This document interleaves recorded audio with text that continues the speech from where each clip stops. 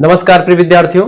आज की वीडियो के माध्यम से हम लोग चर्चा करेंगे अर्थशास्त्र के बारे में। अगर आप बीए के थर्ड सेमेस्टर में हैं, यानी कि बीए के तृतीय सेमेस्टर में हैं और आपका सब्जेक्ट है इकोनॉमिक्स, तो आपको पढ़ना पड़ता है हिस्ट्री ऑफ इकोनॉमिक थॉट के बारे में। तो आज हम हिस्ट्री ऑफ इकोनॉमिक थॉट के इकाई संख्या 1 के बारे में चर्चा करेंगे। इकाई संख्या 1 में कम से कम 4 से 5 चैप्टर आपको पढ़ने पड़ते हैं। तो छोटी छोटी वीडियोस के माध्यम से लगभग 15 मिनट, 10 मिनट या 20 मिनट की वीडियोस में समाप्त होने वाले टॉपिक्स है अपने आप में। लेकिन मैं कोशिश करूंगा कि इसमें चारों पांचों चैप्टर को समझा दूंगा, यानी कि चैप्टर 1 यूनिट 1 इसलिए लिखा है क्योंकि आप लोग चैप्टर 1 और यूनिट 1 की वीडियो ज्यादा देखते हैं, इसीलिए यहां पर चैप्टर 1 लिख रखा है। बाकी इसमें सारे चैप्टर्स, इकाई संख्या 1 के सभी चैप्टर्स को बताने का मैंने पूरा प्रयास मैं करूंगा। ठीक है। हिस्ट्री ऑफ इकोनॉमिक थॉट यानी कि आर्थिक विचारों का इतिहास, इसका पेपर का नाम है। बीए थर्ड सेमेस्टर इकोनॉमिक्स यानी कि अर्थशास्त्र विषय है। नवीनतम बैच है 2027, 28, 29 सभी की परीक्षा के लिए। सरल शब्दों में आपको समझाने का प्रयास करूंगा। महत्वपूर्ण प्रश्न भी होंगे। यूनिट के अंत में हम 20 ऑब्जेक्टिव प्रश्नों को रखेंगे और जो मैं पढ़ाऊंगा वो लिखित टाइप के एग्जाम के लिए, खास करके आते लघु उत्तरीय और दीर्घ उत्तरीय प्रश्नों के लिए बहुत ही इफेक्टिव होंगे। तो बहुत ही बारीकी के साथ हर एक पहलू पर नजर डालते हुए आगे बढ़ेंगे। हाय दोस्तों, मैं शिवम शुक्ला आप सभी दोस्तों का हार्दिक स्वागत करता हूं आपके अपने YouTube channel Shukla study point में। हमारे 2 चैनल और हैं। एक चैनल का नाम है को करिकुलर मास्टर, उसको सब्सक्राइब कर लीजिएगा क्योंकि वहां पर को करिकुलर की जो परीक्षाएं होती है उसकी बेटर तैयारी होती है बहुत जबरदस्त तरीके से। और एक दूसरा चैनल है, उसका नाम है बीए क्रैकर, उसको भी आप सब्सक्राइब कर लीजिएगा। अब बिना समय गंवाए हुए हम यूनिट नंबर 1 की तरफ रुख कर लेते हैं और समझते हैं कि आखिरकार इकाई संख्या 1 के अंतर्गत क्या क्या पढ़ना है।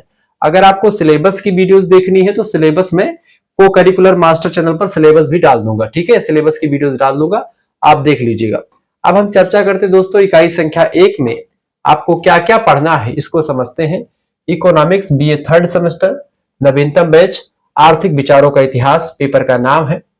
इकाई संख्या 1 में आपको भारतीय अर्थशास्त्रियों के बारे में पढ़ना है। ठीक है, जो प्राचीन भारतीय अर्थशास्त्री रहे उनके बारे में। इकाई संख्या 2 में आपको पढ़ना है दोस्तों जो मध्यकालीन भारतीय जो रहे हैं उनके बारे में, जो अर्थशास्त्र में योगदान देने वाले विद्वान रहे हैं उनके बारे में आपको जनरली पढ़ लेना है। ठीक है, तो किसी प्रकार की कोई दिक्कत आपको नहीं, इस दिक्कत का सामना नहीं करना पड़ेगा। सब कुछ बहुत ही बारीकी के साथ मैं चीजों को समझाने वाला हूं, तो किसी प्रकार का कोई दिक्कत आपको नहीं महसूस होगी दोस्तों, ये बात आप ध्यान रखिए। अब एक एक चीजों को मैं थोड़ा सा समझाने का प्रयास करता हूं। हो सकता है आपको एकदम से क्लियर अभी नहीं दिख रहा होगा, लेकिन अभी आगे चल करके आपको दिखेगा। देखिए, भारत के अनेक अर्थशास्त्रियों ने भारत की आर्थिक समस्याओं के बारे में, गरीबी क्यों रही है, गरीबी की जो है कारण क्या रहा है, गरीबी को कैसे खत्म किया जाए इसके बारे में, जो असमानताएं हैं, कुछ लोग बहुत गरीब हैं, कुछ लोग बहुत धनी हैं, ये असमानताएं जो है उन असमानताओं का, कृषि, उद्योग, रोजगार, सामाजिक न्याय, इन सभी विषयों पर गहराई से विचार किया है जो हमारे अर्थशास्त्री रहे हैं या जो विद्वान रहे हैं, और अपने सिद्धांत और विचार प्रस्तुत किए हैं। बेसिकली उन्हीं विचारकों के सिद्धांतों के बारे में हमको पढ़ना है, उनके आर्थिक विचारों के बारे में हमको जानना है।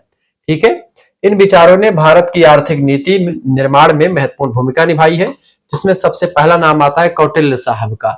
तो कौटिल्य के बारे में चर्चा करेंगे, दादा भाई नौरोजी के बारे में विस्तार से देखेंगे, आर.सी. दत्ता साहब के बारे में देखेंगे। ठीक है, भीमराव अम्बेडकर के बारे में, डॉक्टर राम मनोहर लोहिया साहब के बारे में। ठीक है, गांधीवादी अर्थशास्त्री गांधी जी के बारे में समझेंगे। तो 6 अर्थशास्त्रियों के बारे में यहाँ पर आप जानने का प्रयास करेंगे। सबसे पहले एक सरसरी नजर के रूप में हम समझते हैं महा विद्वान और भारत के कहीं ना कहीं पे मौर्य काल को जन्म देने वाले और मौर्य काल के प्रणेता या मौर्य काल के जो वो थे, क्या नाम है उनका, राजा, उनका नाम था जिन्होंने स्थापना करी थी मौर्य काल की, उनका नाम था चंद्रगुप्त मौर्य। उनके गुरु हैं चाणक्य।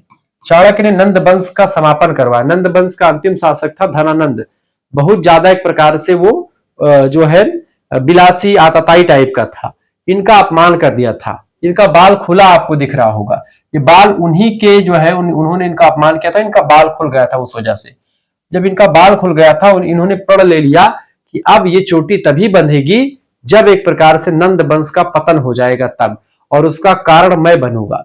नंद वंश का खात्मा किया इस ब्राह्मण ने, इस चाणक्य साहब ने, अर्थशास्त्र नाम की पुस्तक लिखा, जो भारत नहीं बल्कि विदेशों में इस पुस्तक की मान्यता है। 4वीं शताब्दी ईसा पूर्व का समय है। बहुत ही विद्वान आदमी थे और जो सिकंदर था उनकी सेना में भगदड़ भी इन्होंने मचवाई थी। और चंद्रगुप्त मौर्य एक छोटा सा लड़का जो है गाय भैंस चरा रहा था, उसको इन्होंने खरीदा और एक मतलब उससे व्यापारी से, उसके बाद में इन्होंने एक प्रकार से उस लड़के को कितना ट्रेंड किया, इतना ट्रेंड किया कि उस लड़के को मौर्य साम्राज्य का संस्थापक बनवा दिया और उसके प्रधानमंत्री बन गए। और इस तरीके से आप देखें नंद वंश का पतन पूरा करवा दिया। ये थे महान विद्वान चाणक्य साहब। तो इन्होंने भी अपने ग्रंथ अर्थशास्त्र नाम की पुस्तक लिखी है। तो राज्य कैसे चलेगा उसके बारे में बताया है, तो उसमें अर्थतंत्र को भी समझाया है। कौटिल्य प्राचीन भारत के महान अर्थशास्त्री, राजनीतिज्ञ और कूटनीतिज्ञ थे। इनका मूल नाम था विष्णुगुप्त। चाणक्य भी इनको कहा जाता है और कौटिल्य भी इनको कहा जाता है। इन्होंने अर्थशास्त्र नामक ग्रंथ की रचना की है, ये बात ध्यान रखिएगा। कौटिल्य के आर्थिक विचार की अगर बात की जाए तो राज्य की समृद्धि के लिए सुदृढ़ अर्थव्यवस्था आवश्यक है, ऐसा इन्होंने कहा। राज्य को आय के अनेक स्रोत रखने चाहिए, जैसे कि कर व्यवस्था, यानी केवल एक स्रोत से आय राज्य को नहीं प्राप्त करनी चाहिए, हर एक स्रोत से, यानी कि इन्होंने कहा कि आय राज्य को, जो भी राजा हो उसको जो है राज्य को अलग अलग जगहों से धन आना चाहिए, ठीक है, ताकि एक स्रोत अगर बंद हो तो दूसरा स्रोत चालू रहे। व्यापार से भी खनिज, वन, लवण और शुल्क, इन सभी के द्वारा जो है राज्य के आय का स्रोत इन्होंने बताया। इसके अलावा कराधान न्याय संगत होना चाहिए, उचित होना चाहिए और मध्यम होना चाहिए, यानी कि जनता पर ज्यादा बोझ ना लदे, यानी जनता उसको हंसी खुशी से कर दे ले जाए, ऐसा व्यवस्था। कृषि को अर्थव्यवस्था की रीढ़ माना इन्होंने। सिंचाई, बीज, उर्वरक आदि पर जोर दिया कि इनकी जो है बढ़िया तरीके से व्यवस्था की जाए। इसके अलावा राज्य को उद्योग, व्यापार और शिल्प को प्रोत्साहित करना चाहिए, ऐसा कहा। भंडारण, नापतोल, मूल्य नियम पर राज्य का नियंत्रण हो, ऐसा कहा इन्होंने। राष्ट्र की समृद्धि, कोष यानी धन, और दंड यानी शासन, और मित्र यानी संधि, यानी कि इन्होंने कहा राष्ट्र की समृद्धि के लिए सबसे पहली बात, किसी राजा अगर आगे बढ़ेगा तो उसके पास पहले कोष यानी खजाना होना चाहिए, धन होना चाहिए। दूसरी बात है उसके यहाँ पर शासन अच्छे तरीके से हो, ताकि वहां पर अपराधी न पनपे, दंड की अच्छी व्यवस्था होनी चाहिए। साथ ही साथ में कोई मित्र राष्ट्र उसके जरूर होने चाहिए, ताकि आपत्ति काल में मित्र जो है वो एक प्रकार से उसका साथ दे। तुलसीदास जी ने क्या कहा है, धीरज धर्म मित्र और नारी, आपत्ति काल परखियो चारी, यानी जब भी एक प्रकार से आपको जो है परखना हो तो जो है इन चार चीजों को परखना चाहिए आपातकाल में, ठीक है, धीरज धर्म मित्र और नारी, ठीक है, आपातकाल परखियो चारी। तो ये सब चीजें आप ध्यान रखेंगे। अब दूसरे विद्वान के, तो यहाँ पर भी मैं केवल एक सिनेरियो समझा रहा हूं, बस एक पॉइंट ऑफ व्यू आपको दिखा रहा हूं, बाकी मैं पूरा विस्तार से आपको समझाऊंगा। अभी छोटे कुछ पॉइंट्स के माध्यम से समझेंगे, इन सभी के बारे में विस्तार से हम जानने वाले हैं। क्या क्या पढ़ने वाले, दादा भाई नौरोजी के बारे में पढ़ेंगे। इनको भारत का grand old man of India कहा जाता है। इन्होंने धन निष्कासन का सिद्धांत दिया था, ड्रेन थ्योरी दी थी, और इन्होंने कहा था कि अंग्रेज लोग किस तरीके से भारत का धन, यहाँ का धन अंग्रेजों को मतलब अंग्रेज लोग अपने देश इंग्लैंड में भेज रहे हैं, ऐसा इन्होंने कहा था। कहा कि ब्रिटिश शासन के कारण भारत की धन संपदा का विदेशों में निर्यात हो रहा है, यानी यहां से धन बाहर जा रहा है तो कैसे जा रहा है पूरा विवरण दिया था। स्वदेशी उद्योगों के विकास पर ध्यान दिया, शिक्षण के सार और भारतीयों के उच्च पदों पर नियुक्ति के पक्षधर थे ये, ठीक है, शिक्षा के। तो ये चीजें आप ध्यान रखेंगे। इसके अलावा आप देखेंगे डॉक्टर भीमराव अंबेडकर, प्रख्यात अर्थशास्त्री, विधि वेत्ता, समाज सुधारक रहे। इनकी रचना का नाम है द प्रॉब्लम ऑफ रूपी, बड़ी फेमस रचना है, और इसी पुस्तक में इन्होंने अपने आर्थिक विचार दिए हैं।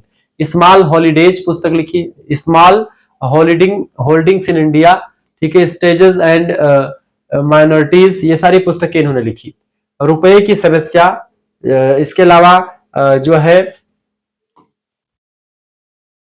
जलम संसाधनों का विकास, मतलब कि जो संसाधन का विकास, श्रम समस्याओं एवं आर्थिक लोकतंत्र को मतलब इनके पक्षधर थे ये। समानता, सामाजिक न्याय और नियोजित अर्थव्यवस्था पर इन्होंने बल दिया। ये सब चीजें आप ध्यान रखेंगे। बगल में भी आप देख लीजिएगा, ठीक है, आर.सी. दत्ता के बारे में, ये भी एक अर्थशास्त्री है, भारतीय अर्थशास्त्री है, ठीक है। इन्होंने ब्रिटिश आर्थिक नीतियों की कड़ी आलोचना करी। इनकी रचना का नाम है इकोनॉमिक हिस्ट्री ऑफ इंडिया। इन्होंने कहा कि अंग्रेजों की भूमि राजस्व नीति, वन नीति, नमक कर, औद्योगिक नीति ने भारत को आर्थिक रूप से पिछड़ा बना दिया है, कमजोर बना दिया, चूंकि अंग्रेजों ने इतना ज्यादा कर या टैक्स लाद दिया जिसकी वजह से हम कमजोर पड़ गए। कृषि सुधार और औद्योगिक विकास के समर्थक थे ये बात आप ध्यान रखेंगे। इसके अलावा दोस्तों पांचवें विद्वान है डॉक्टर राम मनोहर लोहिया साहब, ठीक है, प्रख्यात समाजवादी विचारक और अर्थशास्त्री माने जाते हैं। चौखंबा राज्य की अवधारणा इन्होंने दी, ये प्रश्न आपसे पूछा जाता रहता है, ठीक है। आर्थिक असमानता, जाति भेद और पूंजीवाद के विरोधी थे। छोटे उद्योग, ग्राम विकास, विकेंद्रीकरण सत्ता का, यानी सत्ता कई लोगों के हाथों में बटे, सत्ता केंद्रित ना हो, एक लोगों के पास में सत्ता नहीं जानी चाहिए, सत्ता का विकेंद्रीकरण हो, सत्ता कई लोगों के हाथों में जाए। समान आय एवं समाजवाद के पक्षधर थे राम मनोहर लोहिया साहब। फिर इसके बाद में आते हैं हमारे गांधी जी। गांधी जी की अगर बात की तो गांधी जी का अर्थशास्त्र यहाँ पर देखने का प्रयास है, गांधीवादी अर्थशास्त्र। देखिए महात्मा गांधी के विचारों पर आधारित है ये। मुख्य सिद्धांत है स्वदेशी, ग्राम स्वराज्य, कुटीर उद्योग, ट्रस्टीशिप का सिद्धांत, अहिंसा, सादगी और आत्मनिर्भरता। ये तमाम प्रकार के सिद्धांत गांधी जी ने दिए हैं और विस्तार से चर्चा करेंगे हम। आर्थिक विकास का लक्ष्य मानव कल्याण, नैतिकता तथा सर्वोदय यानी सबका उत्थान होना चाहिए, ऐसा गांधी जी का मानना था। दोस्तों इस यूनिट के माध्यम से हम भारतीय अर्थशास्त्र के विचार और उनके सिद्धांत को देखेंगे, भारतीय अर्थव्यवस्था की समस्याओं की समझ को समझेंगे और हम मतलब उनके सिद्धांतों की वर्तमान में प्रासंगिकता क्या है, इन चीजों को जानने का प्रयास करेंगे। तो ये आपका दोस्तों हैंड रिटन नोट्स टाइप का नोट्स आपके लिए तैयार किया गया है। ये सारे नोट्स अब कौटिल्य के बारे में विस्तार से हम चर्चा करेंगे यहाँ पर, ठीक है। ऐसे ही सभी यूनिट सभी जो है के बारे में, ठीक है। यहाँ पर आप देखेंगे ये कौन है, आर.सी. दत्ता साहब हैं, ठीक है। ऐसे ही भीमराव अम्बेडकर साहब हैं, ठीक है। यहाँ पर आप देख रहे राम मनोहर लोहिया साहब हो गए, ठीक है, महात्मा गांधी जी हो गए। तो इन सभी के बारे में हम चीजों को चर्चा करेंगे। फिर उसके बाद में सभी का पूरा विस्तार से एक सिनेरियो देखेंगे। फिर इसके बाद में जो लास्ट में हम देखेंगे इससे सभी से संबंधित ऑब्जेक्टिव क्वेश्चंस आपके, तो 20 ऑब्जेक्टिव क्वेश्चंस भी हमने रखे हैं। तो सब कुछ आपको मिल जाएगा दोस्तों यहीं पर, मात्र और मात्र। अगर आपको कोर्स ज्वाइन करना है, पीडीएफ नोट्स आपको प्राप्त करने हैं, तो आप पीडीएफ नोट्स प्राप्त कर सकते हैं। मात्र 100 रुपए फीस में आपको थर्ड सेमेस्टर के सभी सब्जेक्ट का पीडीएफ नोट्स और लाइव क्लास वाला व्हाट्सएप ग्रुप सब कुछ मिलेगा। आप एसएमएस कर दीजिएगा 9984 039 139। इस नंबर पर आप व्हाट्सएप पर एसएमएस कर दीजिएगा दोस्तों। क्या एसएमएस करेंगे, आप अपना नाम एसएमएस कर दीजिएगा, अपनी यूनिवर्सिटी का नाम एसएमएस कर दीजिएगा, अपने सब्जेक्ट के नेम और आपके सेमेस्टर में अपने सेमेस्टर का नाम लिख करके भेज दीजिएगा। थर्ड सेमेस्टर का दोस्तों आपके लिए कोर्स लॉन्च कर दिया गया है। मात्र 100 रुपए फीस में आपको मिल जाएगा थर्ड सेमेस्टर का सभी सब्जेक्ट का नोट्स, ठीक है। सभी सब्जेक्ट का नोट्स व्हाट्सएप ग्रुप में आपको जोड़ा जाएगा, ठीक है। सब कुछ आपको मिल जाएगा। फिर से लिख लीजिए 9984 039 139। इस नंबर पर व्हाट्सएप पर आप एसएमएस कर दीजिएगा अपना नाम, अपनी यूनिवर्सिटी का नाम, ठीक है, अपने सब्जेक्ट के नेम और आपके सेमेस्टर में अपने सेमेस्टर का नाम लिख करके भेज दीजिएगा। दोस्तों थर्ड सेमेस्टर की फीस 100 रुपए रखी गई है सभी सब्जेक्ट की। और अगर आप थर्ड एंड फोर्थ इकट्ठा फीस जमा करते हैं तो आप वैसे एक सेमेस्टर का फीस 100 रुपए है, तो फोर्थ सेमेस्टर का फीस यानी कि थर्ड का 100 रुपए तो फोर्थ का भी 100 रुपए, यानी 200 रुपए फीस आपकी होती है टोटल 2 सेमेस्टर की। लेकिन 2 सेमेस्टर का एक साथ फीस जमा करने पर आपके लिए ऑफर लॉन्च किया गया है। मात्र 150 रुपए यानी 50 रुपए की छूट चल रही है। 150 रुपए में आपको पूरा थर्ड सेमेस्टर का नोट्स 6 महीने और फिर उसके बाद में पूरा फोर्थ सेमेस्टर का नोट्स, यानी कि जब तक आपका फोर्थ सेमेस्टर की परीक्षा नहीं हो जाएगी तब तक आपको नोट्स मिलता रहेगा, तब तक आपको व्हाट्सएप ग्रुप में जोड़ दिया जाएगा। वहीं पर आपको लाइव क्लास, ध्यान रखेंगे लाइव क्लास की लिंक भी इसी ग्रुप में आती रहती है। जब भी क्लास होगी तो उसकी लिंक भी यहीं पर आएगी। सभी सब्जेक्ट का आपको नोट्स मिलेगा। आपको फीस कैसे जमा करनी है, जैसे आप इतना लिख करके व्हाट्सएप पर एसएमएस करेंगे, आपके पास एक क्यूआर कोड स्कैनर भेजा जाएगा, उसी पर आपको मात्र और मात्र 100 रुपए फीस फर्स्ट सेमेस्टर के लिए, सॉरी एक सेमेस्टर के लिए, थर्ड सेमेस्टर के लिए और थर्ड एंड फोर्थ दोनों के लिए 150 रुपए फीस जमा कर देने। जैसा आप कोचिंग लगे, आप जो भी चाहे ऑफर वाला लाभ उठाए, चाहे तो 100 रुपए वाला कोर्स आप ले ले, ठीक है।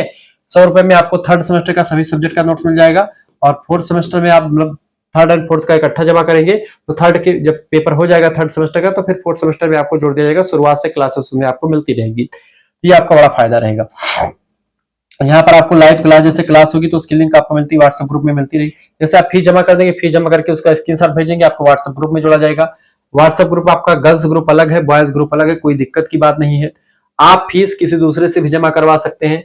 अगर आप ऑनलाइन माध्यम नहीं चलाते हैं गूगल पे, फोन पे, तो आप किसी दूसरे से, आपके घर में कोई चलाता है या कोई बाहर का है तो उससे भी आप फीस जमा करवा सकते हैं, ठीक है। उसका स्क्रीनशॉट आपको भेज देना है, तुरंत आपको जोड़ दिया जाएगा ग्रुप में।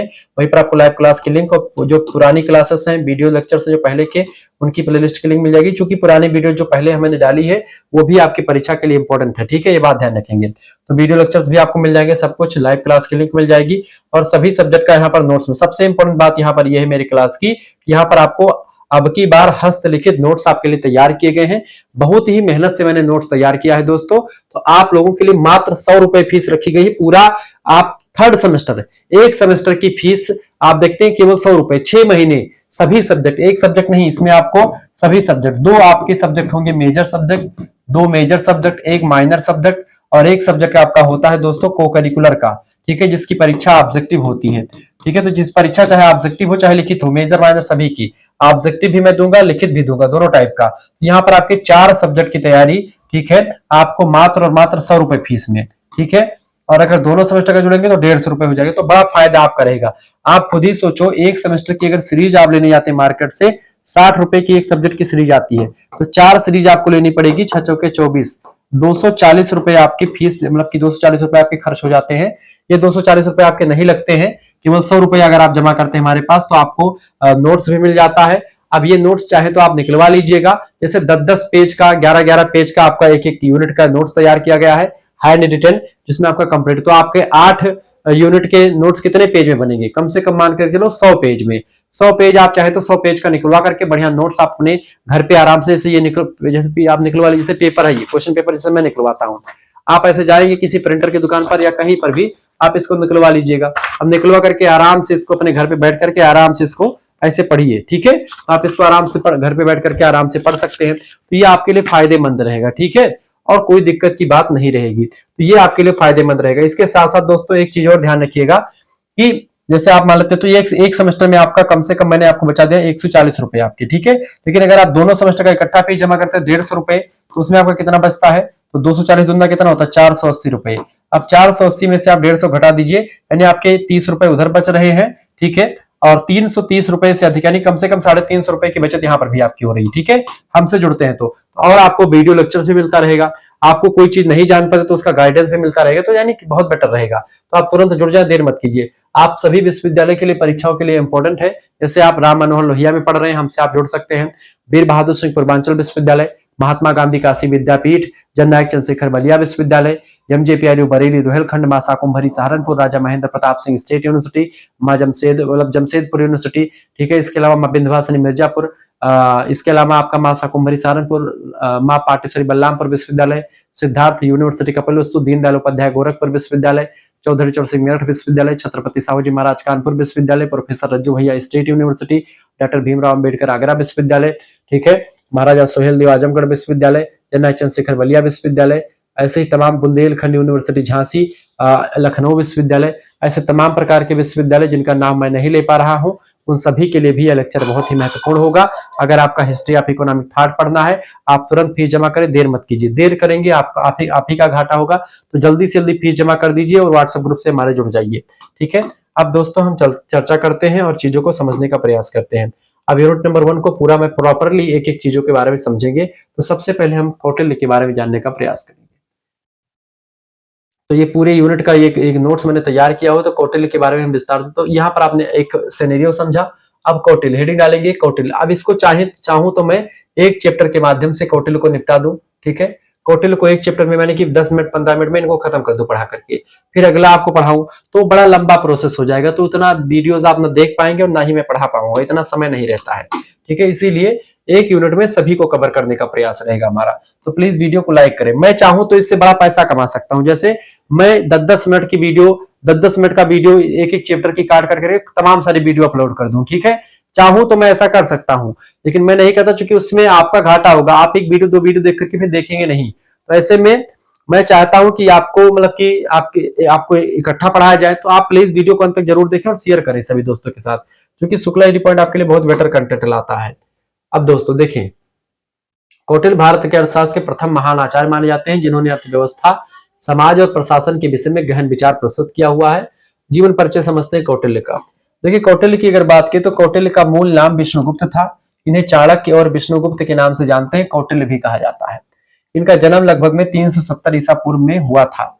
ये एक महान अर्थशास्त्री, राजनेता, कूटनीतिज्ञ और समाज सुधारक थे। इन्होंने मौर्य वंश के संस्थापक चंद्रगुप्त मौर्य के मंत्री परिषद यानी प्रधानमंत्री के रूप में कार्य किया, ठीक है। चंद्रगुप्त मौर्य कोई भी काम करते थे बिना इनसे पूछे हुए नहीं करते थे। इन्होंने नंद वंश का अंत करके चंद्रगुप्त मौर्य को सिंहासन पर बैठाया और मौर्य साम्राज्य की स्थापना में महत्वपूर्ण भूमिका निभाई थी, इसने कौटिल्य साहब ने, ठीक है। कौटिल्य की प्रमुख पुस्तकों की अगर बात करें दोस्तों, तो इनकी एक पुस्तक है जो बड़ी फेमस है, एक ही पुस्तक है। इसमें राजा को एक कैसे प्रशासन चलाना है, राजा को क्या क्या करना है, क्या क्या नहीं करना है, सारी बातें इसमें लिखी है अर्थशास्त्र नाम की पुस्तक में, जो कि इतिहास की सबसे अच्छी पुस्तक है और इतिहास के बारे में अच्छी जानकारी भी देती है।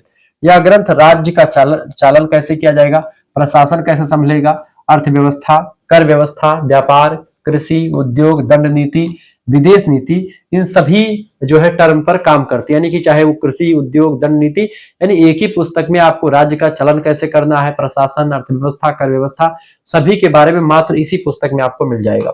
ये थे कौटिल्य के बारे में मैंने जानकारी दी आपको। अब यहाँ पर एक सिनेरियो समझें, जैसे कि क्या विष्णुगुप्त और चाणक्य, इनके अन्य नाम है, कौटिल्य मुख्य नाम। 4वीं शताब्दी ईसा पूर्व में इनका जन्म हुआ था। प्राचीन भारत के जो है क्षेत्र इनका रहा, अर्थशास्त्र नाम की पुस्तक लिखा। ये सब महत्वपूर्ण पॉइंट्स हैं। अब थोड़ा सा आगे बढ़ेंगे। अब कौटिल्य के आर्थिक विचार को हम समझते हैं। इनका आर्थिक विचार क्या रहा दोस्तों, तो इनके पहले आर्थिक विचार की अगर बात की जाए, इनका आर्थिक विचार जो रहा दोस्तों, देखिए कौटिल्य का पहला आर्थिक विचार दोस्तों, देखिए राज्य की समृद्धि का आधार। कौटिल्य की अगर बात की दोस्तों, तो कौटिल्य के अनुसार राज्य की समृद्धि का मूल आधार कोष। कोष यानी कि दोस्तों क्या होता है, धन, ठीक है। कोष माने खजाना, दंड यानी शासन अच्छे तरीके से चलना चाहिए, और मित्र यानी संपर्क होना चाहिए अन्य देशों से। यानी राज्य की समृद्धि तभी होगी जब किसी राजा के पास धन यानी कोष होगा, ठीक है, दंड की अच्छी व्यवस्था होगी, शासन अच्छे तरीके से चलेगा, और उसका कोई मित्र देश भी होगा। दूसरी बात इन्होंने कर व्यवस्था को लेकर के बताई। इनके आर्थिक विचार में कर व्यवस्था पर भी काफी काम किया। राज्य के आय के प्रमुख साधन कर थे। कौटिल्य ने करों को न्याय संगत और प्रजा की क्षमता के अनुसार लेने की बात कही। कर अधिक नहीं होने चाहिए ऐसा इन्होंने बताया, जिससे प्रजा पर भार ना पड़े, यानी कर संतुलित कर की बात इन्होंने करी, ठीक है। यानी कर इतना ना ले ले जिससे जनता उससे प्रभावित हो, जनता को कष्ट हो देने में, ठीक है। तीसरा, कृषि का महत्व। जैसे आजकल पेट्रोल वगैरह इतना महंगा हो रहा है, तो जनता से टैक्स ही ज्यादा बढ़ रहा है। इतना महंगा है नहीं वास्तव में पेट्रोल, जितना महंगा भारत सरकार बेच रही है, ठीक है। हालांकि चर्चा करेंगे तो तुरंत वीडियो सब डिलीट हो जाएगा, इसलिए कुछ बोलने के लायक नहीं होता है सरकार के खिलाफ। देखिए कृषि का महत्व, बाकी सरकार काफी अच्छा काम कर रही है, लेकिन कुछ मामले को अगर सही से ध्यान दे दे तो अच्छा रहेगा। देखिए कृषि को राज्य की आय तथा समृद्धि का मुख्य साधन माना।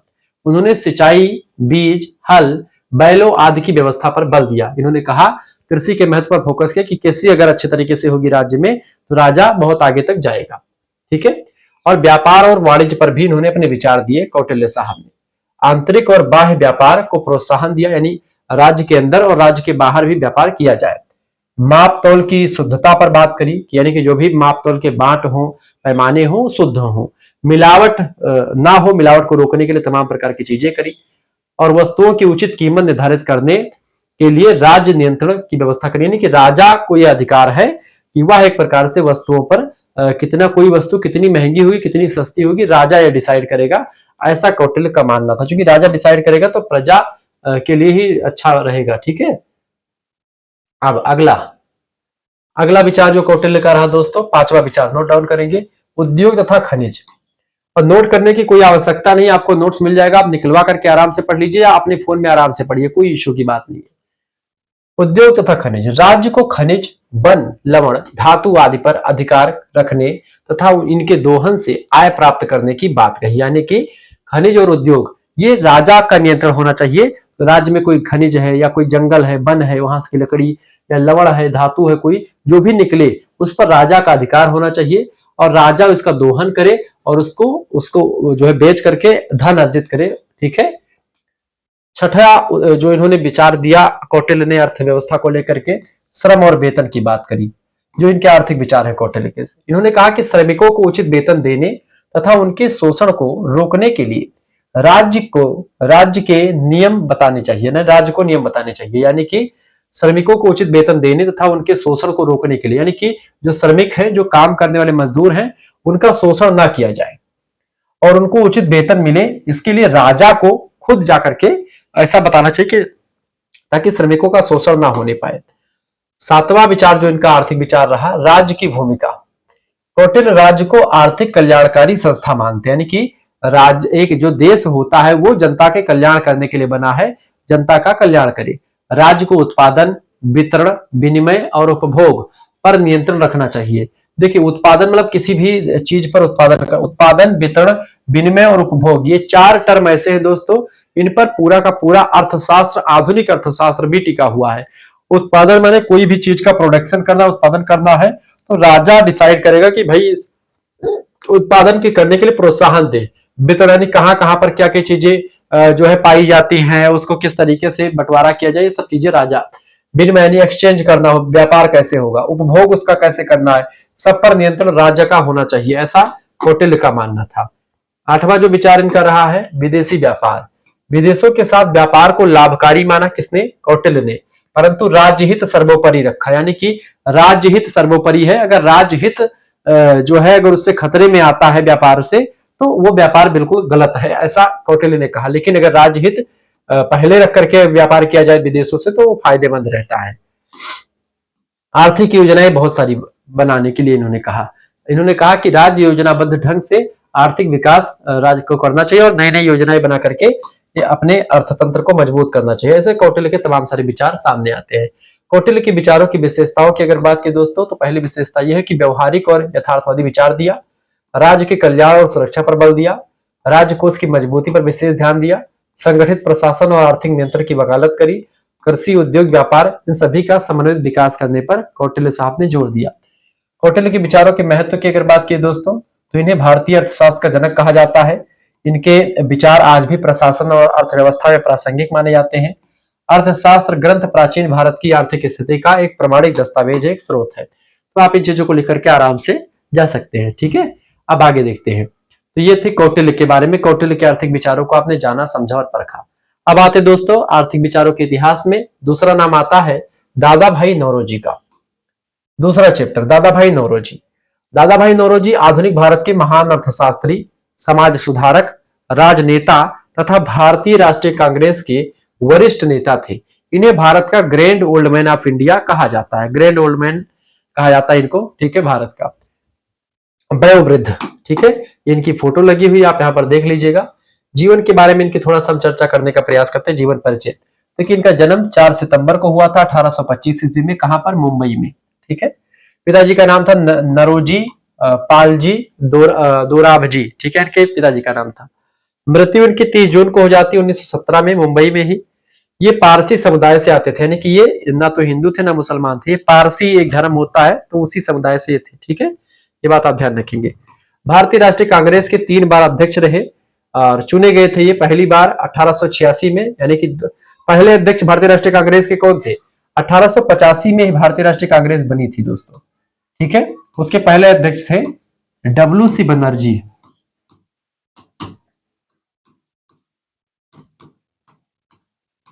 और दूसरे अध्यक्ष 1 साल के बाद, प्रत्येक वर्ष में इसका जो है वो होता था, तो दूसरे साल कौन बने दोस्तों बताएंगे?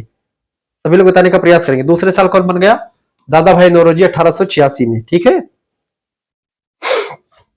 और फिर 1893 में बने, फिर 1906 ईस्वी में। तो इस तरीके से आप देखते हैं ये जो है 3 बार जो है भारतीय राष्ट्रीय कांग्रेस के अध्यक्ष बने थे।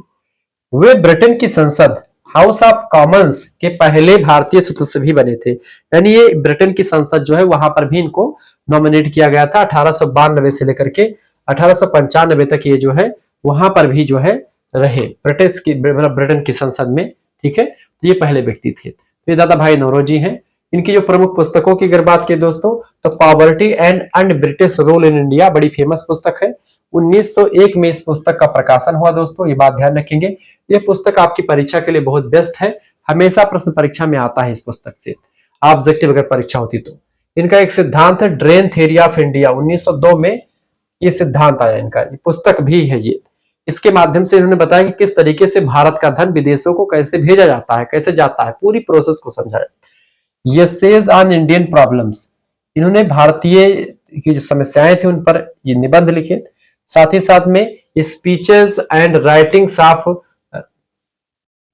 दादा भाई नौरोजी, ये 4-5 पुस्तकें, मतलब 4 पुस्तकें इनकी बड़ी फेमस है। तो आप इन सभी को नोट डाउन कर सकते हैं, हालांकि पीडीएफ नोट्स प्राप्त करने नोट डाउन करने की कोई जरूरत नहीं पड़ेगी।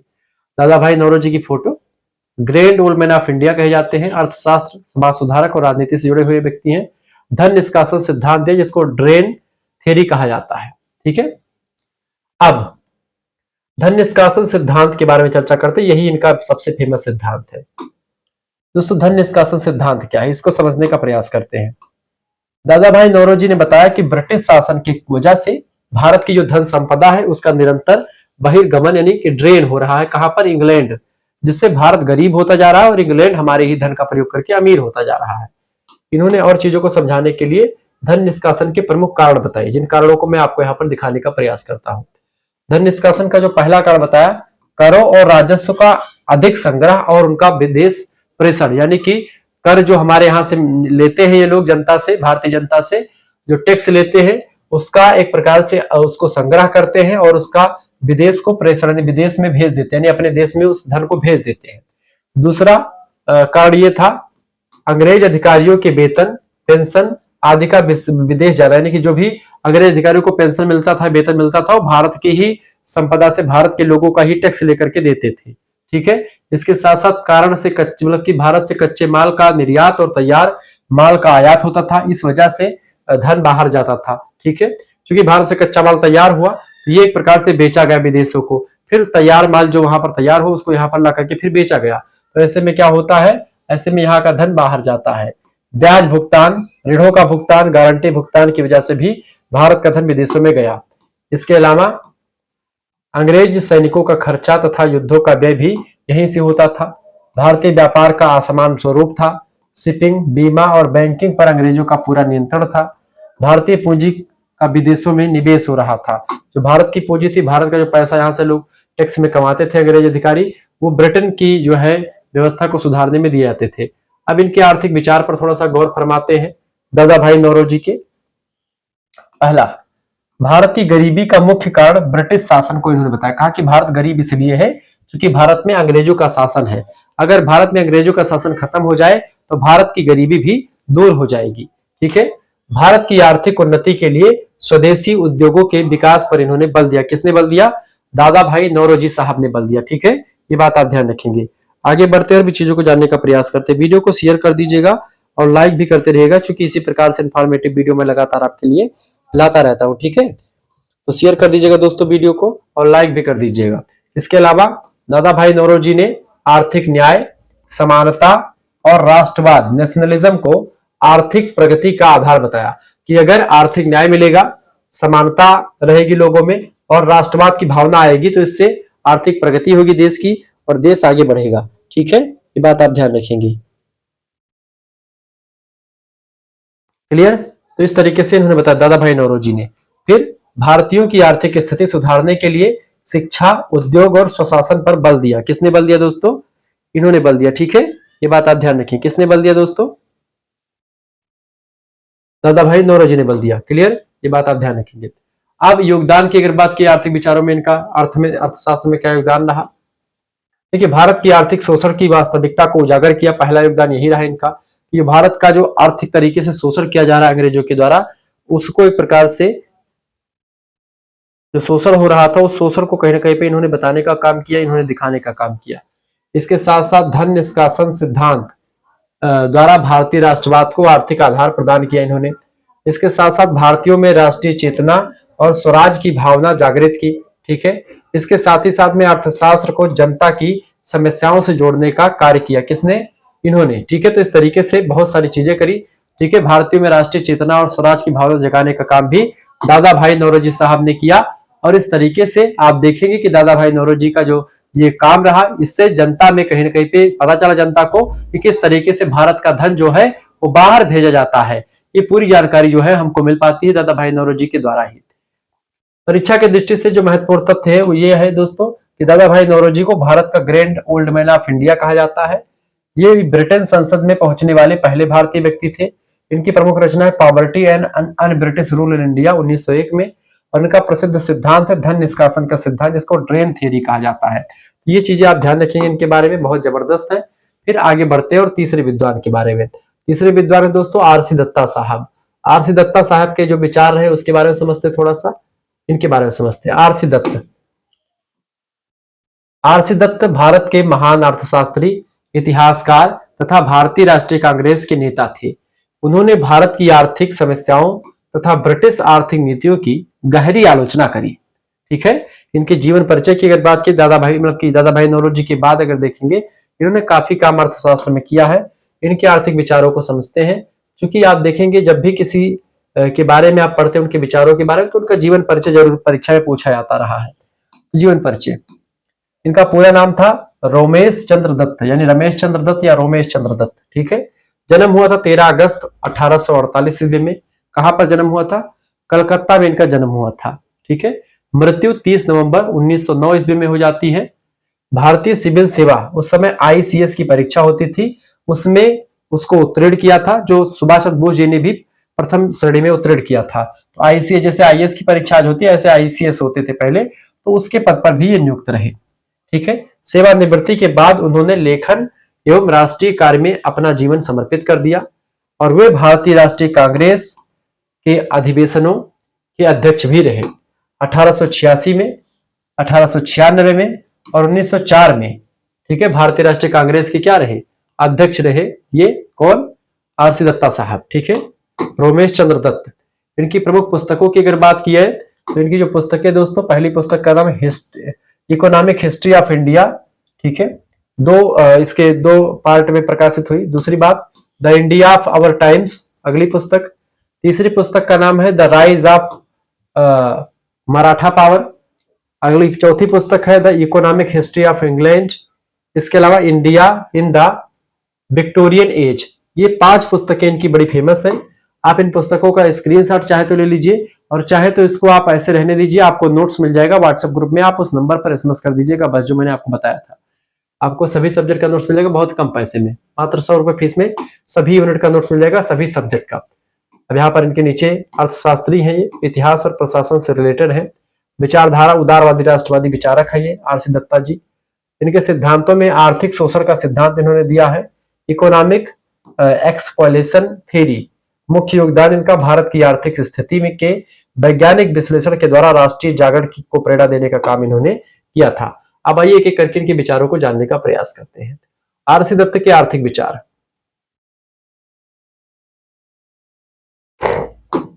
पहला विचार दोस्तों समझते हैं, हेडिंग डालेंगे आरसी दत्ता के आर्थिक विचार। पहला विचार दोस्तों यह है कि उन्होंने भारत की आर्थिक दशा के पतन के लिए ब्रिटिश शासन की आर्थिक नीतियों को दोषी माना, जैसा कि पहले विद्वान, क्या नाम था उनका, दादा भाई नौरोजी साहब ने बताया था। दूसरा, भारत के धन निष्कास यानी ड्रेन ऑफ वेल्थ और आर्थिक शोषण को उन्होंने भारत की गरीबी का मुख्य कारण बताया। जो दादा भाई नौरोजी ने बताया था, तो उन्होंने कहा था भारत की गरीबी क्यों है, क्योंकि यहाँ पर आर्थिक शोषण हो रहा है। कैसे? धन का निष्कासन हो रहा है, धन यहां से बाहर जा रहा है, वही बात इन्होंने भी कही।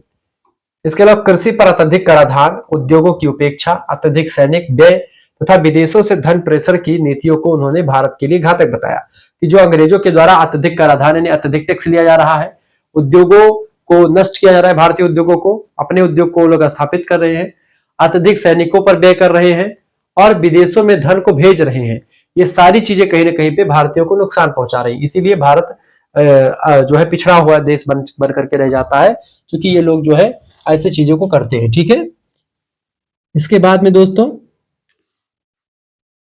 उन्होंने कहा कि भारत एक उपनिवेश के रूप में ब्रिटेन के कच्चे माल का स्रोत और तैयार माल का बाजार बनकर के रहेगा, यानी कि भारत में कच्चा माल यहाँ पे मिल जाता था सस्ते पैसे में, यहाँ से कच्चा माल ब्रिटेन को ट्रेन के माध्यम से भेज देते थे, वहां से फिर कच्चा माल बन करके तैयार माल बन करके यहाँ पर फिर भारत के मार्केट में आता था, और भारत के लोगों को ही इन्हीं के माल को बहुत गहरे दामों पर, बहुत अच्छे दामों पर बेच देते थे। और इस तरीके से भारत का एक प्रकार से यहाँ पर ये लोग बहुत ही मौज काट रहे थे भारत के लोगों का। तो इन्होंने इन चीजों को आरसी दत्ता साहब ने पहचान लिया, और यही बात हर एक अर्थशास्त्री कहते हैं।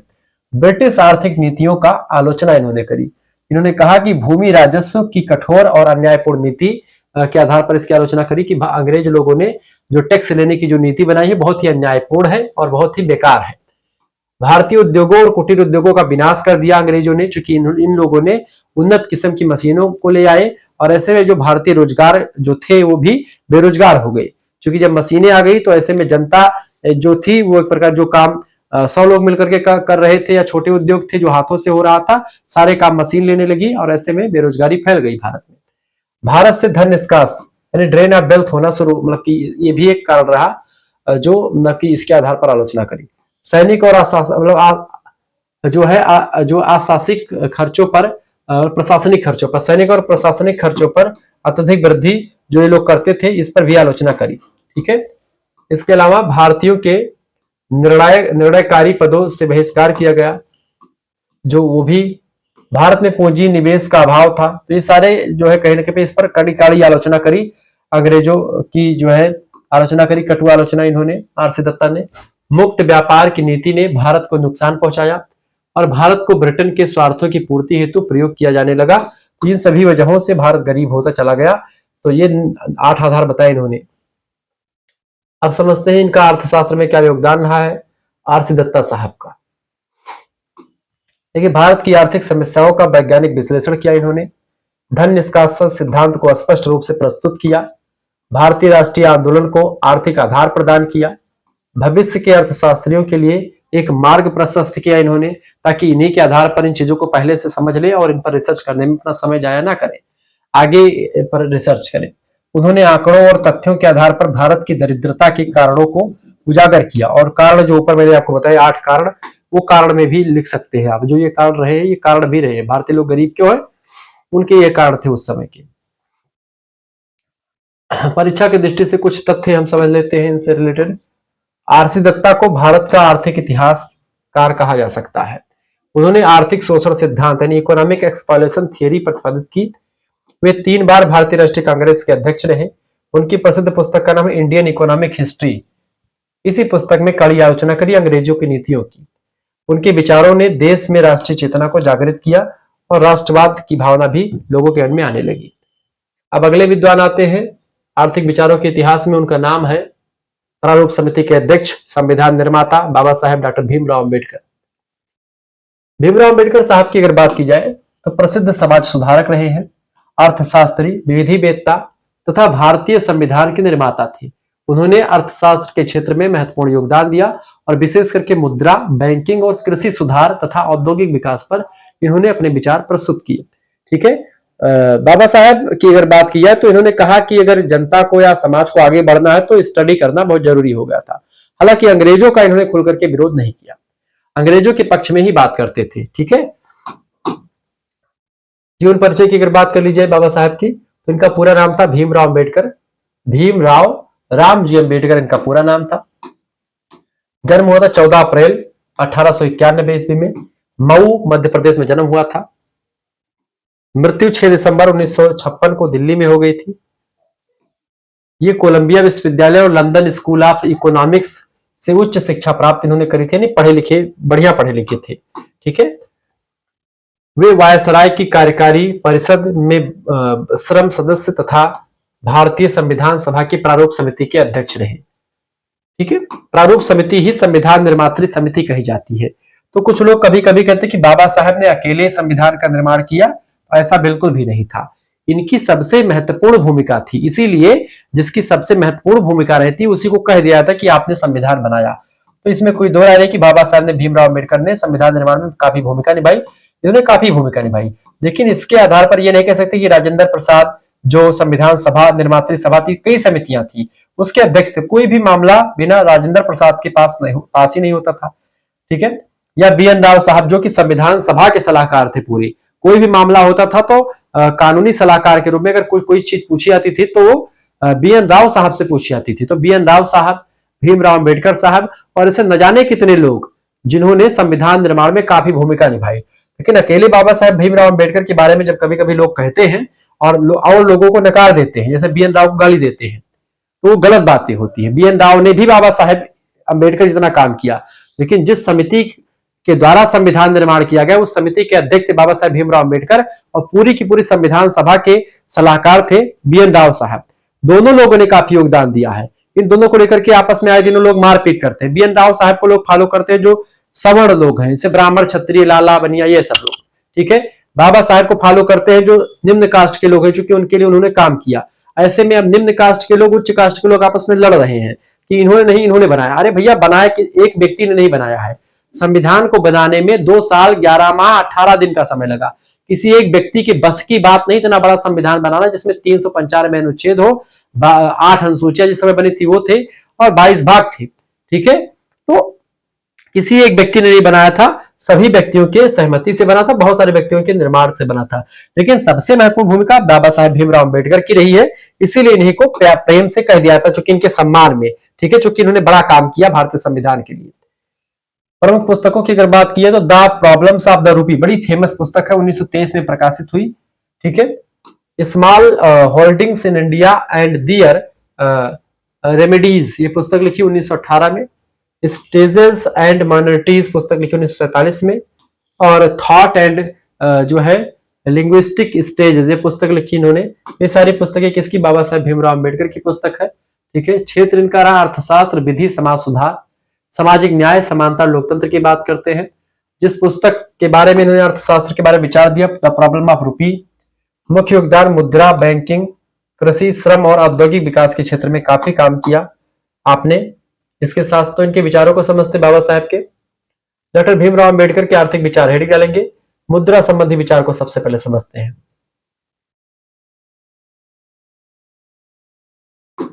देखेंगे, देखिए डॉक्टर अंबेडकर की सर्वाधिक प्रसिद्ध पुस्तक का नाम है the problem of the rupee, यानी कि मुद्रा संबंधी विचार दिया और कहा कि किस तरीके से मतलब समस्याएं जो उन्होंने कहा कि भाई मानक है तो उसका समर्थन किया, यानी कि रजत मानक, सिल्वर स्टैंडर्ड के सिक्कों को इन्होंने समर्थन दिया। उनके अनुसार स्थिर मुद्रा व्यवस्था के लिए केंद्रीय बैंक की स्थापना करना आवश्यक है, एक रिजर्व बैंक की स्थापना की जानी चाहिए। उन्होंने मुद्रा के स्थिरीकरण के लिए रिजर्व बैंक ऑफ इंडिया की स्थापना का सुझाव भी सरकार को दिया था, जो कि बहुत ही काबिल तारीफ था। तो मुद्रा के संबंधी विचार इन्होंने ये दिया था, ठीक है। इसके अंदर बैंकिंग संबंधी विचार भी दिया। बाबा साहब के बैंकिंग संबंधी विचार की अगर बात की जाए तो बैंकिंग प्रणाली के विकास से बचत को प्रोत्साहन मिलता है और पूंजी निर्माण संभव होता है, ठीक है। उन्होंने स्टेट बैंकिंग का समर्थन किया। उन्होंने कृषि, लघु उद्योगों को सस्ते ऋण की उपलब्धता पर बल दिया और बैंकिंग पर सरकारी नियंत्रण आवश्यक बताया कि बैंकों पर सरकार का नियंत्रण रहना चाहिए। कम पैसों पर, कम ब्याज पर जनता को जो है ब्याज पर पैसे दिए जाए ताकि जनता उससे आगे बढ़ सके। ऐसा तमाम सारा काम किया था और बहुत ही अच्छे विद्वान की कैटेगरी में आते हैं। अब तीसरा इन्होंने जो इनका जो विचार है वो है दोस्तों कृषि संबंधी विचार। उन्होंने किसानों की दयनीय स्थिति पर चिंता व्यक्त की। दूसरी बात, भूमि का राष्ट्रीयकरण यानी कि नेशनलाइजेशन ऑफ लैंड करने का सुझाव दिया। भूमि का अधिकतम जोत पर सीमा निर्धारण किया, यानी कि जैसे कि कोई भी व्यक्ति बहुत अधिक भूमि पर अपना जो है जोत नहीं कर पाएगा। कृषि में सहकारी खेती का समर्थन किया इन्होंने। इस तरीके से काफी काम किया कृषि को लेकर के भी। इसके बाद में औद्योगिक विचार भी अपने दिए इन्होंने उद्योगों पर। बाबा साहेब भीमराव अम्बेडकर साहब ने औद्योगिकरण को आर्थिक विकास का आधार माना। उन्होंने राज्य के नेतृत्व में आधारभूत उद्योगों की स्थापना पर बल दिया। इसके अलावा बिजली, जल परिवहन, खनिज, इन सभी का राष्ट्रीयकरण होना चाहिए, ऐसा इन्होंने कहा। छोटे उद्योगों के साथ साथ बड़े उद्योगों की भी आवश्यकता है, ऐसा बाबा साहब का मानना था। श्रम संबंधी विचार भी इन्होंने दिया। श्रमिकों के लिए उन्होंने 8 घंटे कार्य दिवस बताया, यानी कि एक दिन में 8 घंटे का काम लिया जाए कंपनी के द्वारा, श्रमिकों से उससे अधिक काम नहीं लेना चाहिए। न्यूनतम मजदूरी तथा सामाजिक सुरक्षा की वकालत करी, यानी कि एक न्यूनतम मजदूरी की दर जो है वो डिसाइड कर दी जाए। अगर कोई व्यक्ति किसी कंपनी में काम करता है एक दिन, तो कम से कम उसको 8 घंटे काम करता तो उसके लिए कितनी सैलरी होनी चाहिए एक दिन की, वो फिक्स किया जाए सरकार के द्वारा। ट्रेड यूनियनों के गठन का समर्थन किया ताकि जो है व्यापारिक जो संगठन है वो आए और उससे क्या होगा, व्यापार बढ़ेगा।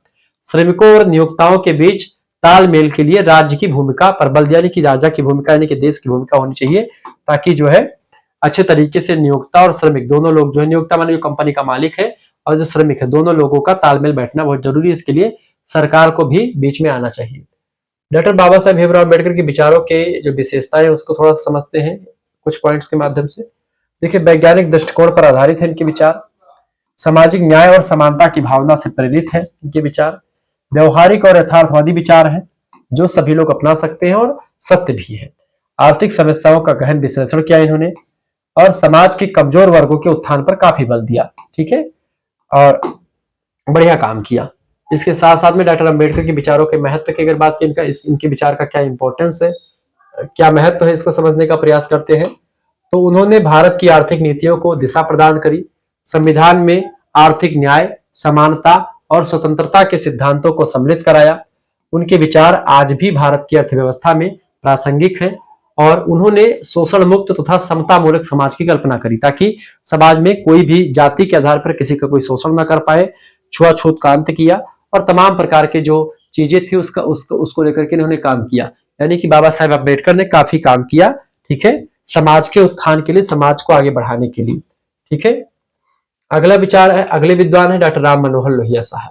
राम मनोहर लोहिया के नाम पर अयोध्या में एक यूनिवर्सिटी भी बनी हुई है। आगरा में डॉक्टर भीमराव अम्बेडकर के नाम पर जो है यूनिवर्सिटी बनी हुई है। बिहार में भी बनी हुई है, ठीक है, ध्यान रखेंगे अम्बेडकर जी के नाम पर। अब समझते हैं डॉक्टर राम मनोहर लोहिया जी के बारे में। डॉक्टर राम मनोहर लोहिया समाजवादी विचारक, स्वतंत्रता सेनानी और प्रख्यात अर्थशास्त्री थे। उन्होंने भारतीय समाज, राजनीति और अर्थव्यवस्था में समाजवाद, समानता और विकेंद्रीकरण को स्थापित करने का प्रयास किया। यानी विकेंद्रीकरण का मतलब होता है सत्ता को कई लोगों के हाथों में बांट देना, समानता, सभी लोग समान है, समाजवादी, इन सभी चीजों की बात करें। जीवन परिचय की अगर बात की जाए इनके, लिख लीजिएगा जीवन परिचय। इनका पूरा नाम था दोस्तों राम मनोहर लोहिया। जन्म कब हुआ? 23 मार्च 1910 को अकबरपुर, फैजाबाद, उत्तर प्रदेश में इनका जन्म हुआ था। मैं जानता हूं इनका जहां पर जन्म हुआ था, ठीक है। और वहीं पर आप देखेंगे राम मनोहर लोहिया को लेकर के यूनिवर्सिटी बनी हुई है। जैसे आप सुल्तानपुर वाला रोड जाते हैं, नाका बाईपास के नाम से मशहूर है, वहीं पर यूनिवर्सिटी इन्हीं के नाम पर बनी हुई है। मृत्यु 12 अक्टूबर 1967 को नई दिल्ली में हो जाती है। प्रसिद्ध स्वतंत्रता सेनानी तथा समाजवादी नेता थे। उन्होंने कांग्रेस सोशलिस्ट पार्टी और बाद में समाजवादी पार्टी की स्थापना की थी। वे महात्मा गांधी से प्रभावित थे, परंतु समाजवाद और आर्थिक समानता के प्रबल समर्थक थे। उन्होंने चौखंबा राज्य तथा समानता आधारित समाज का विचार भी प्रस्तुत किया था, ठीक है। प्रमुख पुस्तकों की अगर बात की जाए राम मनोहर लोहिया साहब के, तो मार्क्स, गांधी एंड सोशलिज्म, यानी गांधी और मार्क्स, कार्ल मार्क्स दोनों के विचारों की तुलना करी और सोशलिज्म के आधार पर दोनों के विचारों को देखा। India, China and the world, इस पर भी तुलनात्मक अध्ययन किया। द थियरी ऑफ इक्वलिटी, समानता पर काफी काम किया। व्हील एंड द वर्ल्ड, ये पुस्तक भी लिखी। और इसके अलावा इन्होंने जो है स्पार्टा जो है साप्त क्रांति, ये जो सप्त क्रांति नाम का एक पुस्तक लिखी, सप्त क्रांति भी पुस्तक इन्हीं की है, ठीक है। इस तरीके से तमाम सारी पुस्तकों का नाम इन्होंने मतलब किया। तो ये अर्थशास्त्री ये राम मनोहर लोहिया साहब है, अर्थशास्त्री थे, समाजशास्त्र, समाजवाद, राजनीति से जुड़े हुए हैं। समाजवाद, समानता और विकेंद्रीकरण की बात करते हैं। चौखंबा राज, सप्त क्रांति और आर्थिक समानता की बात करी। समाजवादी विचारधारा के प्रचार और भारतीय समाज के पुनर्गठन में काफी योगदान रहा इनका। डॉक्टर राम मनोहर लोहिया के आर्थिक विचार की अगर बात की तो आर्थिक विचारों को इनके समझते हैं दोस्तों।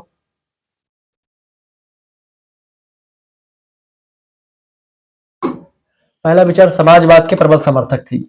लोहिया का मानना था कि समाजवाद ही आर्थिक समानता और न्याय स्थापित करने का साधन है। ये पूंजीवाद और साम्यवाद दोनों की आलोचना करते थे, समाजवाद की वकालत करते थे। इन्होंने चौखंबा राज्य की सिद्धांत दिए। चौखंबा राज्य क्या है दोस्तों? इन्होंने शासन शक्ति को 4 स्तरों में बांटने की वकालत करी कि 4 स्तर में। पहला ग्राम पंचायत, सबसे निम्न स्तर पर, फिर उसके बाद में जिला परिषद, फिर उसके बाद में प्रदेश सरकार और फिर केंद्रीय सरकार। ऐसे मोदी जी ये हो गए, ठीक है, योगी बाबा ये हो गए। जिला परिषद में आपके जिला के जो एक प्रकार से जो जिला पंचायत के अध्यक्ष है वो, ठीक है, फिर उसके बाद ग्राम पंचायत में जो ग्राम प्रधान है वो, ठीक है, इस तरीके से होना चाहिए। इससे सत्ता का विकेंद्रीकरण होगा और जनता का लोकतंत्र मजबूत होगा। जनता जो है अपने सरकार के बारे में, अपनी बातों को सरकार तक पहुंचाने में, अपने जैसे ग्राम प्रधान से आप बात करेंगे तो ग्राम प्रधान और उससे ऊपर बात करेगा, वो उससे ऊपर, तो इस तरह की सरकार तक हमारी बातें पहुंच जाएंगी। आर्थिक समानता इनका अगला विचार है। उन्होंने आय और संपत्ति की असमानता को समाज की मुख्य बुराई माना कि आय और संपत्ति जो है वो असमानता इसी से फैलती है। संपत्ति की अधिकतम सीमा और न्यूनतम आय की गारंटी के पक्षधर थे। ये कहते हैं कि संपत्ति किसके पास कितनी अधिक होनी चाहिए, इसकी एक सीमा होनी चाहिए, संपत्ति अधिक ज्यादा संपत्ति किसी के पास ना हो। और न्यूनतम आय की गारंटी, यानी कि किसी हर व्यक्ति के पास न्यूनतम, यानी कम से कम 200 रुपए हर व्यक्ति के पास तो होने चाहिए एक दिन के खर्चे के लिए। और किसी व्यक्ति के पास 1000 रुपए की सीमा बांध दे कि 1000 रुपए से अधिक किसी व्यक्ति के पास नहीं होना चाहिए एक दिन का खर्चा, ठीक है। तो इस तरीके से एक सीमा बांध दे, अधिकतम कितना रख सकता है, न्यूनतम कितना होना चाहिए, और इसकी गारंटी दे कि कम से कम किसी व्यक्ति के पास इतना होना चाहिए, और अधिकतम की को रोके, अधिकतम वाला ज्यादा लेकर के उसका न्यूनतम वाले को दे दे, ऐसा। लोहिया ने सप्त क्रांति का सिद्धांत भी दिया है।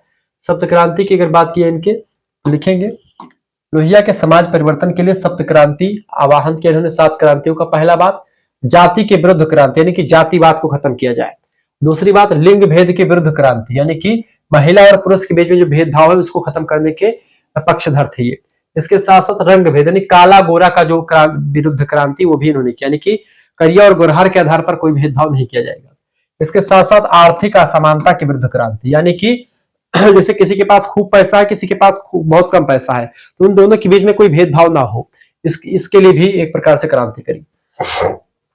इसके अलावा साम्राज्यवाद के विरुद्ध क्रांति करी। साम्राज्यवाद मतलब कि कोई भी व्यक्ति क्या होता है कि जैसे कोई देश ऐसा है कि जो अपना साम्राज्य को बढ़ाने के लिए काम करता है, तो ऐसा नहीं कि वो अपने साम्राज्य को बढ़ाते ही चला जाए, तो वो भी लिमिटेशन में रहे, उसके विरुद्ध भी क्रांति करी। छठी क्रांति है निजी पूंजी के एकाधिकार के विरुद्ध क्रांति, यानी कि हमेशा अपनी पूंजी को बढ़ाते चले जाए, निजी पूंजी खूब हो जाए, उसका एकाधिकार ना, मतलब पूंजी पर एकाधिकार ना हो किसी का, इसके भी विरुद्ध क्रांति करी। शस्त्र और युद्ध के विरुद्ध क्रांति, यानी ज्यादातर शस्त्र और युद्ध ना करें, इसके विरुद्ध भी क्रांति करी। तो इस तरीके से सप्त क्रांतियां इनकी हैं, ये आप ध्यान से देख लीजिएगा। अगला है लघु उद्योग और कुटीर उद्योग के समर्थक थे। यानी लघु माने छोटा उद्योग, कुटीर माने मतलब कि जो हाथ से किया जा सके अच्छा उद्योग। ये बड़े उद्योगों की अपेक्षा लघु और कुटीर उद्योग जो गांव घर में आराम से हो सकते हैं, ऐसे उद्योगों को अधिक महत्व देते हैं। इससे रोजगार बढ़ेगा और आर्थिक विकेंद्रीकरण होगा। ठीक है, ये किसी एक कंपनी के हाथ में ही सारी चीजों का जो है वो चीजें नहीं पहुंच जाएंगी। ठीक है, स्वदेशी और आत्मनिर्भरता, उन्होंने स्वदेशी वस्तुओं के उपयोग, देशी उत्पादन और आत्मनिर्भर अर्थव्यवस्था पर बल दिया। जैसे बाबा रामदेव है, अब बाबा रामदेव जो है अकेले ही जो है वही चीज जो है सब कुछ बना रहे हैं। जैसे कि आप देखते हैं बाबा राम पतंजलि का सब कुछ आने लगा है। ठीक है, बिस्कुट से लेकर के घी और तेल तक सब पतंजलि का आने लगा है, यानी हर काम उन्होंने हर चीज छका लिया। ठीक है, तो ऐसे में क्या हो जाएगा, कोई जो छोटा व्यक्ति अगर कोई उद्योग करना चाहेगा तो कहां से कर पाएगा, लोग बड़ी कंपनियों का ही खरीद लेंगे। जैसे एक बड़ा टीचर, जैसे फिजिक्स वाला, अब वो अभी तक पढ़ाते थे किसका, फिजिक्स वाला पढ़ाते थे भैया किसका, वो पढ़ाते थे जो है किसका पढ़ाते थे भाई, नीट वगैरह की तैयारी करवाते थे, एमबीबीएस बनाते थे। लेकिन अब वो धीरे धीरे करके हाई स्कूल इंटर पढ़ाने लगे, फिर धीरे धीरे करके बीएससी पढ़ाने लगेंगे, बीए पढ़ाने लगेंगे। तो ऐसे में क्या हो जाएगा, जो छोटे क्रिएटर हैं वो फंस जाएंगे। तो ऐसे में तो इससे दिक्कत हो सकती है। तो उसके विरोधी थे राम मनोहर लोहिया साहब। ये कहते थे कि भाई जो है छोटे उद्योग हो, ताकि एक ही व्यक्ति अगर सारा काम करने लगेगा तो बाकी सारे क्या करेंगे, बाकी सारे कुछ नहीं कर पाएंगे। इसलिए इन्होंने कहा आर्थिक विकेंद्रीकरण पर जोर दिया, यानी कि जो है सत्ता या अर्थतंत्र किसी एक व्यक्ति के हाथ में केंद्रित ना हो, कई लोगों के हाथ में हो, ताकि सभी लोग उसका लाभ उठा पाए। ठीक है, कृषि और ग्राम विकास पर बल दिया। लोहिया का मानना था कि भारत की आत्मा गांव में बसती है, इसलिए कृषि और ग्राम उद्योग का विकास आवश्यक है। ठीक है, इस तरीके से आप चीजों को समझ सकते हैं। लोहिया के आर्थिक विचारों की विशेषताओं के बारे में समझते हैं। समाजवाद और आर्थिक समानता पर आधारित है इनका विचार। विकेंद्रीकरण और स्थानीय सुशासन के समर्थक थे ये। ठीक है, मानव समानता और सामाजिक न्याय के पक्षधर थे, और व्यवहारिक, सरल और जनहितैषी विचारधारा इनकी रही है। ये इनके विचारों के विशेषताएं हैं। महत्व यह है कि आज भी लोहिया के विचार प्रासंगिक है। उनके विचार भारतीय समाज में समानता, न्याय और लोकतंत्र को मजबूत करते हैं। उनकी विचारधारा आज की राजनीति और अर्थव्यवस्था पर प्रभाव डालती है, ये बात बिल्कुल सही है। इसके साथ साथ तो मुख्य विचार तो आपने पढ़ ही चुके हैं। ठीक है, तो इससे वही सब चीजें हैं। अब अगला विचार है दोस्तों गांधीवादी अर्थशास्त्र। गांधीवादी अर्थशास्त्र की अगर बात की जाए तो गांधीवादी अर्थव्यवस्था महात्मा गांधी के आर्थिक विचारों पर आधारित है, जो नैतिकता, मानवता, समानता और स्वावलंबन और ग्राम केंद्रित विकेंद्रीकरण अर्थव्यवस्था की स्थापना करना चाहता है। खास करके राम मनोहर लोहिया के अधिकतर विचार और गांधी जी के विचार आपको मिलते हुए प्रतीत होंगे। गांधी जी की अर्थव्यवस्था की परिभाषाओं की अगर बात की तो प्रोफेसर जे.एल. मेहता कहते हैं कि गांधीवादी अर्थव्यवस्था एक ऐसी अर्थव्यवस्था है जिसका उद्देश्य मानव कल्याण, समानता और अहिंसा पर आधारित समाज की स्थापना करना है। डॉक्टर राधा कमल मुखर्जी साहब कहते हैं कि गांधीवादी अर्थव्यवस्था अर्थशास्त्र मानव की आवश्यकताओं की पूर्ति के लिए विकेंद्रीकृत तथा नैतिक साधनों का उत्पादन पर बल देता है। प्रोफेसर दंडेकर कहते हैं कि गांधीवादी अर्थशास्त्र का लक्ष्य सर्वोदय यानी सबका उदय हो, और अंत्योदय यानी अर्थात सबसे अंतिम व्यक्ति का कल्याण हो। अंत्योदय सबसे अंतिम व्यक्ति का कल्याण हो और सभी व्यक्ति का उदय हो, ऐसा गांधी जी का मानना था। गांधी जी के जन्म की अगर बात की 2 अक्टूबर को जन्म हुआ 1869 में पोरबंदर गुजरात में। मोहनदास करमचंद गांधी पूरा नाम था। महात्मा गांधी की उपाधि इनको दी थी रविंद्रनाथ ठाकुर साहब ने। ठीक है, रविंद्रनाथ टैगोर जिनको कहते हैं। प्रमुख ग्रंथ है इनका हिंद स्वराज 1909 में प्रकाशित हुआ। प्रमुख सिद्धांतों में सत्य, अहिंसा अपरिग्रह, ट्रस्टीशिप का सिद्धांत, स्वदेशी और सर्वोदय के सिद्धांत के लिए जाने जाते हैं गांधी जी। ठीक है, अब इनके सिद्धांतों की बात करते हैं। स्वदेशी को लेकर के काम किया इन्होंने। स्वदेशी सिद्धांत में इन्होंने क्या कहा दोस्तों, देखिए स्वदेशी, इन्होंने कहा कि अपने देश में निर्मित वस्तुओं का उपयोग करना चाहिए, विदेशी वस्तुओं का बहिष्कार करना चाहिए, यह आत्मनिर्भरता और राष्ट्रीय अर्थव्यवस्था को मजबूत करता है, ऐसा इन्होंने कहा। इन्होंने खुद चरखा चला करके खुद ही वस्त्र बनाने का काम इन्होंने किया। इनका चरखा गांधी जी का बड़ा फेमस रहा है। दूसरा विचार जो रहा इनका, ग्राम स्वराज की बात करें। गांधी जी ग्राम को अर्थव्यवस्था की मूल इकाई मानते थे, जैसे कि राम मनोहर लोहिया साहब भी मानते थे। हर गांव आत्मनिर्भर हो, अपनी आवश्यकताओं की पूर्ति स्वयं करे गांव, यही ग्राम स्वराज की बात इन्होंने करी थी। गांव अपनी आवश्यकताओं की पूर्ति स्वयं कर ले, हर गांव का हर व्यक्ति अलग अलग उद्योग जाने। ठीक है, कुटीर और लघु उद्योग को इन्होंने यानी कॉटन इंडस्ट्रीज को आगे बढ़ाने के लिए काम किया। गांधी जी बड़े मशीन उद्योगों के बजाय कुटीर और लघु उद्योगों के पक्षधर थे। इससे रोजगार बढ़ता है और धन का विकेंद्रीकरण होता है। जैसे अगर एक ही कंपनी सब कुछ करेगी तो फिर छोटे छोटे लोग क्या करेंगे। आप घर में सत्यार बैठे हैं, अपना चरखा ही चला लिए, खाना खा लिए, चरखा चला रहे बैठ करके आराम से, कुछ कपड़े ही बना रहे, कुछ बेचेंगे, कुछ फायदा होगा इनका। ठीक है, इसके अलावा अगला सिद्धांत है आपका ट्रस्टीशिप का सिद्धांत।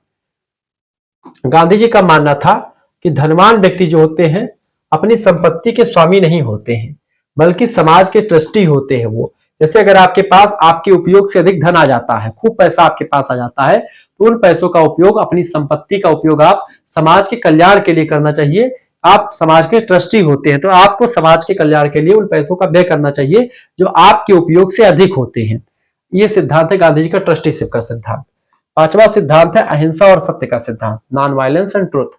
आर्थिक गतिविधियों नैतिकता और अहिंसा पर आधारित होनी चाहिए। इन्होंने कहा कि जो भी कोई आप अगर आर्थिक गतिविधि करते तो वो नैतिकता और अहिंसा को ध्यान में रख करके होनी चाहिए। नैतिकता विहीन राजनीति एक पाप है। 7 पापों की उदाहरण भी गांधी जी ने दी थी। ठीक है, शोषण, छल, कपट, हिंसा से अर्जित धन अनैतिक होता है और ये एक प्रकार का पाप होता है, ऐसा गांधी जी का मानना था। छठा जो इनका सिद्धांत है दोस्तों, न्यूनतम आवश्यकताएं। गांधी जी का मानना था कि आवश्यकता की पूर्ति पर बल देते हैं वो। ठीक है, और कहते हैं कि ना कि लालच और अधिक उपभोग पर, यानी कहते हैं जितनी भी आवश्यकता है उतनी ही चीजें आपको लेनी चाहिए, अधिक लालच नहीं करनी चाहिए। पृथ्वी प्रत्येक व्यक्ति की आवश्यकताओं की पूर्ति कर सकती है, लेकिन प्रत्येक व्यक्ति के लालच की नहीं पूर्ति कर सकती है। ठीक है, तो पृथ्वी सभी व्यक्ति की आवश्यकताओं की पूर्ति कर पाएगी, लेकिन अगर लालची कोई व्यक्ति हो जाएगा कि सारा धन हमारे पास ही आ जाए तो उसकी पूर्ति नहीं कर पाएगी। इसलिए लालच नहीं करनी चाहिए, अपनी आवश्यकताओं तक ही सीमित रहना चाहिए। तो गांधी जी की ये चीज है। गांधी जी के विचारों की जो विशेषताओं की अगर बात की तो विशेषताओं को समझते हैं। सबसे पहली बात, गांधी जी के विचारों की आवश्यकता, इनकी जो विशेषताएं हैं, मानव केंद्रित अर्थव्यवस्था पर काम किया, नैतिकता आधारित अर्थव्यवस्था यानी आर्थिक व्यवस्था जो हो नैतिकता पर आधारित हो, ऐसा गांधी जी ने कहा। विकेंद्रीकृत उत्पादन और विकेंद्रीकृत वितरण, यानी कि सभी लोगों के हाथ में चीजें बटी हो, सभी लोग उसका लाभ कमा पाए, सभी लोग जो है अपना काम करें और अपना प्रॉफिट कमाएं। ग्राम आधारित अर्थव्यवस्था की बात करी, ग्राम स्वराज की बात करी, कुटीर उद्योगों और श्रम प्रधान तकनीक पर इन्होंने बल दिया।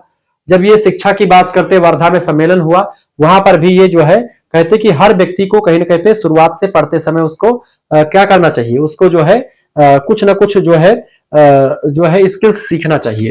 ठीक है, समानता और सामाजिक न्याय की स्थापना भी गांधी जी के द्वारा ही की गई।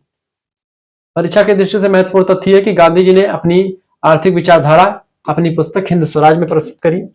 गांधी जी अर्थशास्त्र का लक्ष्य सर्वोदय था, सभी का उदय हो, और अंत्योदय यानी कि अंतिम व्यक्ति का उदय हो, कोई व्यक्ति छूटे ना।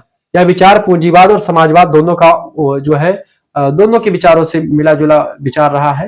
ग्राम स्वराज, स्वदेशी, ट्रस्टीशिप इनके प्रमुख सिद्धांत है। यह अर्थव्यवस्था प्रमुख मतलब मनुष्य की सेवा को ही सर्वोच्च मानती है, मनुष्य का कल्याण गांधी जी ऐसा मानते हैं। इस तरीके से आपने चीजों को समझ लिया। अब गांधी अर्थशास्त्र को और भी थोड़ा सा विशेषता, स्वदेशी, ये सब आपको वही चीजें फिर से लिख करके दे दी गई हैं, तो आपको घबराने की कोई जरूरत नहीं है।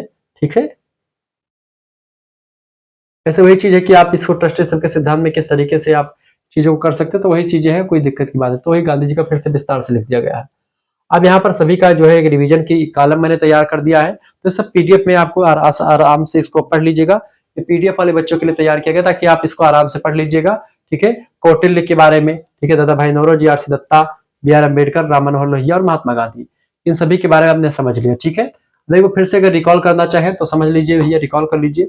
एक कौटिल्य सशक्त, केंद्रीकृत और नियंत्रणकारी राज्य की बात करते हैं, राज्य का शुद्धिकरण और प्रजा की समृद्धि की बात करते हैं। इनका मुख्य विचार है अर्थशास्त्र, कर व्यवस्था, कृषि, व्यापार, रणनीति और राजकोषीय नीति पर। विशेषता यह है कि योजनाबद्ध अर्थव्यवस्था के समर्थक थे, राज्य के सक्रिय हस्तक्षेप पर बल दिया और अर्थशास्त्र नाम की पुस्तक लिखी। ऐसे आप इन चीजों को भी पढ़ पाइएगा जब आप पीडीएफ में पढ़ेंगे। तो वही चीजें जो मैंने पढ़ा दिया है उसी चीज का रिवीजन के लिए मैंने ये बॉक्स तैयार किया है आपके लिए, ठीक है। यहाँ पर कुछ पुस्तकें आपके लिए लिखी गई हैं, आप यहाँ पर पुस्तकें पढ़ लीजिएगा। सभी विचारकों की प्रमुख पुस्तकें यहाँ पर लिख दी गई हैं। महत्वपूर्ण जो है फिर से जो पढ़ लेंगे, या फिर से आप इसको जो है त्वरित पुनरावलोकन, मतलब सभी के लिए बहुत बढ़िया तरीके से यहाँ पर चीजें तैयार कर दी गई हैं। आप आराम से पढ़िएगा, क्लियर हो जाएगा। अब सबसे इंपॉर्टेंट बात है, जब इन चीजों को पढ़ लेंगे आप, तब आपके लिए मैंने कुछ क्वेश्चंस रखे हैं ऑब्जेक्टिव, इनको आप तैयार कर लीजिएगा। पीडीएफ नोट्स आपको मिल जाएगा दोस्तों। पीडीएफ नोट्स की तैयारी कैसे करनी, पीडीएफ नोट्स कैसे आपको पीडीएफ नोट्स प्राप्त होगा, इसके लिए आप लोग सोचते हैं कि कहाँ से पढ़ें, कैसे पढ़ें। किताब और सीरीज खरीदने की कोई जरूरत आपको नहीं पड़ेगी। 9984 039 139 इस नंबर पर केवल आपको व्हाट्सएप पर एसएमएस कर देना है। मात्र 100 रुपए में पूरा थर्ड सेमेस्टर के सभी सब्जेक्ट का नोट्स मिल जाएगा। आप इस पर अपना नाम, इस नंबर पर व्हाट्सएप पर अपने यूनिवर्सिटी का नाम, अपने सब्जेक्ट के नेम और आपके सेमेस्टर में अपने सेमेस्टर का नाम लिख करके भेज दीजिएगा, ठीक है। थर्ड सेमेस्टर की फीस मात्र 100 रुपए रखी गई है आपकी परीक्षा के लिए। सभी सब्जेक्ट का नोट्स आपको मिल जाएगा मात्र 100 रुपए फीस में, ठीक है। देखिए, जैसे आप इस पर व्हाट्सएप पर इतना अपना नाम लिख करके, यूनिवर्सिटी का नाम लिख करके एसएमएस करेंगे, आपके पास एक क्यूआर कोड स्कैनर भेजा जाएगा। उसी स्कैनर पर आपको मात्र और मात्र 100 रुपए फीस जमा कर देनी है। ये फीस आप खुद भी जमा कर सकते हैं और किसी दूसरे से, आपके घर में कोई चलाता है ऑनलाइन माध्यम, तो उससे भी जमा करवा सकते हैं, ठीक है। सभी सब्जेक्ट का नोट्स मिल जाएगा आपको। देखिए, अगर आपको केवल थर्ड सेमेस्टर तक पढ़ना है तो आप थर्ड सेमेस्टर के लिए 100 रुपए फीस है। इसमें आपको सभी सब्जेक्ट का नोट्स मिल जाएगा। को करिकुलर का, मेजर का, माइनर का, ऑब्जेक्टिव लिखे सभी का नोट्स आपको मिल जाएगा। सभी यूनिट का, यानी कि 8 के 8 इकाइयों का नोट्स मिल जाएगा, हैंड रिटन, जिस तरीके से मैं आपको पढ़ा रहा हूं यहाँ पर। अब एक ऑफर आपके लिए है दोस्तों कि अगर थर्ड सेमेस्टर और फोर्थ सेमेस्टर जो बच्चा इकट्ठा फीस जमा करता है, वैसे तो एक सेमेस्टर की फीस 100 रुपए है, 2 सेमेस्टर की फीस 200 रुपए हो जाती है।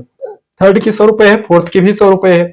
लेकिन थर्ड एंड फोर्थ की इकट्ठा फीस जमा करेंगे तो थर्ड सेमेस्टर के बाद में फोर्थ सेमेस्टर में आपको जोड़ दिया जाएगा और वहां पर फिर शुरुआत से आपको फोर्थ सेमेस्टर का भी चीजें मिलती रहेगी, live class, video lecture, PDF note, सब कुछ। तो थर्ड एंड फोर्थ दोनों सेमेस्टर की फीस कितनी लगेगी दोस्तों, कितनी फीस लगेगी? थर्ड एंड फोर्थ दोनों सेमेस्टर की फीस और केवल 150, यानी कि 200 रुपए नहीं, केवल 150 रुपए में फीस आपको हो जाएगा। यानी कि 150 रुपए फीस में आपको सभी सब्जेक्ट का notes, video lecture, PDF note सब कुछ आपको मिलता रहेगा। आपको व्हाट्सएप ग्रुप से जुड़ जाएंगे, लाइव क्लास की लिंक वहां पर सब कुछ मिलती रहेगी, ठीक है। आपको घबराने की जरूरत नहीं है। जैसे एक सेमेस्टर की आप सीरीज लेते हैं, किताब खरीदते, तो उसमें ज्यादा पैसे आप खर्च हो जाते हैं, तो आपके ज्यादा पैसे नहीं खर्च होने हैं। 100 रुपए में सभी सब्जेक्ट का थर्ड सेमेस्टर का, 150 रुपए फीस में ऑफर में थर्ड एंड फोर्थ सेमेस्टर पूरा 1 साल तक की फीस केवल 150 रुपए में पूरा 1 साल तक बढ़ाया जाएगा आपको।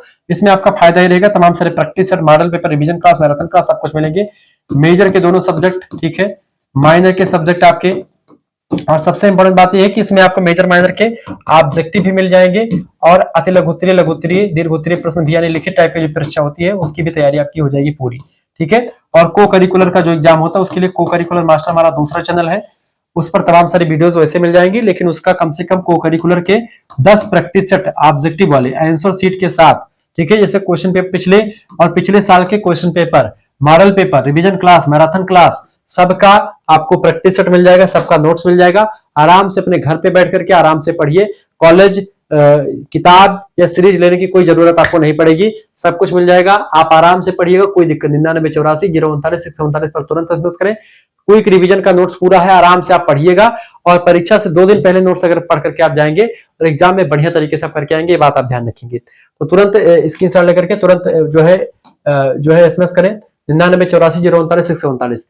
100 रुपए कोई बहुत बड़ी बात नहीं, बहुत कम पैसे। 100 रुपए आप कहीं बाजार जाते तुरंत खर्च हो जाते, तो 100 रुपए फीस जमा कर देंगे। और नोट्स बनाने में आपकी काफी मेहनत लग रही दोस्तों, लेकिन फिर भी मैंने उच्च क्वालिटी का नोट्स आपके लिए तैयार किया है ताकि आप इसको पढ़ करके जुड़े, ठीक है। चलिए, अब यहाँ पर एक चीज और ध्यान देने की बात यह है दोस्तों कि यहाँ पर आपके लिए 20 एमसीक्यूज तैयार किए गए हैं।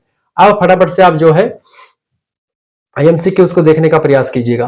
पहला क्वेश्चन आपके स्क्रीन पर आ चुका है, ऐसे ही नोट्स आपके लिए तैयार किए गए, सब कुछ आपको मिल जाएगा। ये कौटिल्य की प्रमुख कृति का क्या नाम है? तो इनकी रचना का नाम है अर्थशास्त्र, ठीक है।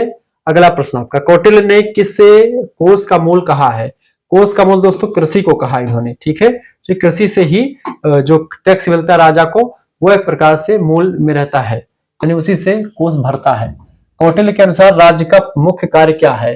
कौटिल्य के अनुसार राज्य का मुख्य कार्य है अर्थ की प्राप्ति, धर्म की रक्षा, प्रजा की सेवा। डी ऑप्शन उपरोक्त सभी। दादा भाई नौरोजी ने कि धन निष्कासन सिद्धांत को अंग्रेजी में क्या कहते हैं? इसको बोलते हैं दोस्तों ड्रेन थियरी कहा जाता है। बी ऑप्शन इसका करेक्ट आंसर हो जाएगा। ठीक है, अगला प्रश्न आपका आ चुका 5वां नंबर प्रश्न है, दादा भाई नौरोजी की प्रसिद्ध पुस्तक का क्या नाम है? Poverty and un British rule in India, इस पुस्तक का नाम है। बी ऑप्शन करेक्ट आंसर होगा। अगला प्रश्न है, आरसी दत्ता की प्रमुख कृति का नाम क्या है? इकोनॉमिक थ्योरी ऑफ इंडिया, इनकी पुस्तक का नाम है। ये सारे प्रश्न आपकी परीक्षा के लिए बहुत महत्वपूर्ण है। आप अगर आपने सही तरीके से क्लास को देखा है तो ये सारे सभी प्रश्न आपके आराम से हो जाएंगे। ठीक है, 7वां प्रश्न है, आरसी दत्ता ने किस व्यवस्था की कड़ी आलोचना करी है? तो महालवाड़ी व्यवस्था, अस्थायी बंदोबस्त, रैयतवाड़ी, इन सभी की जो है क्या करी है? उन्होंने बहुत ज्यादा क्या करी, आलोचना करी है। डॉक्टर बी आर अम्बेडकर ने किस विषय पर शोध किया था? तो इन्होंने मुद्रा समस्या पर काफी शोध किया है। द प्रॉब्लम ऑफ रूपी पर इनकी पुस्तक है बी आर अम्बेडकर की।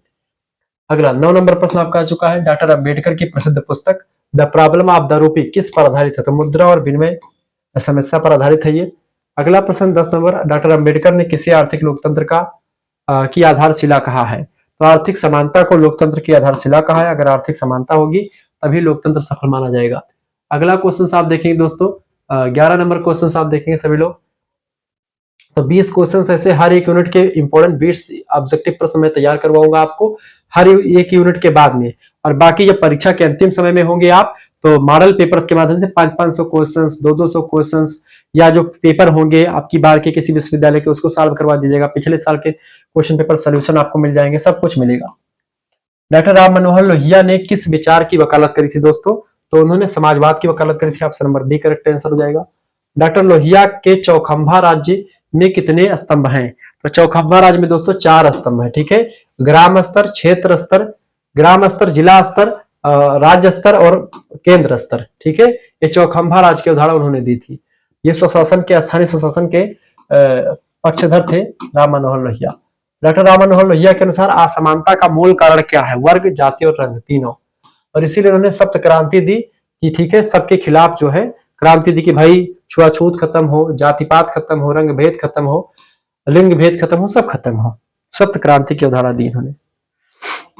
गांधीवादी अर्थव्यवस्था का मुख्य आधार किस पर आधारित है? मतलब किस पर है? तो स्वदेशी और ग्राम स्वराज पर आधारित है। ऑप्शन नंबर इसका बी करेक्ट आंसर हो जाएगा। अगला क्वेश्चन आप देखेंगे दोस्तों, अगला 15 नंबर प्रश्न आपके स्क्रीन पर आ चुका, फटाफट से आप देखने का प्रयास करेंगे।